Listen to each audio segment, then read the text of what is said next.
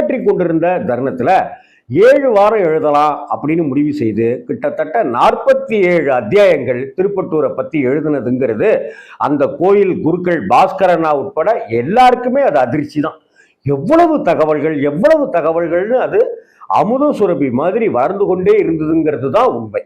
திருப்பட்டூர் அப்படின்ற அந்த ஸ்தலம் பிரம்மபுரீஸ்வரர் குடிகொண்டிருக்கிற அந்த க்ஷேத்திரம் சென்னையிலிருந்து திருச்சிக்கு போற வழியில, திருச்சிக்கு முன்னாடியே, சமயபுரத்துக்கும் முன்னாடியே, அதாவது திருச்சியிலிருந்து வந்தா 28 கிலோமீட்டர் அப்படின்னு சொல்லுவோம். அதுல சிறுகனூர் அப்படின்னு ஒரு ஊர் வரும். மெட்ராஸ்லேருந்து சென்னையிலேருந்து போனாக்க பெரம்பலூர் தாண்டி சிறுவாச்சூர்லாம் தாண்டி அந்த இடத்துல எம்ஆர் பாளையம் அப்படின்னு போர்டு இருக்கும். அந்த எம்ஆர் பாளையத்துக்குள்ளார பூந்து போனாக்க அங்க 5 கிலோமீட்டர்ல திருப்பட்டூர் இருக்கு. அதே போல அதை விட்டுட்டு இன்னும் கொஞ்சம் தாண்டி போயிட்டோம்னா சிறுகனூர் அப்படின்னு ஒரு ஊர் வரும். அந்த சிறுகனூருக்குள்ளார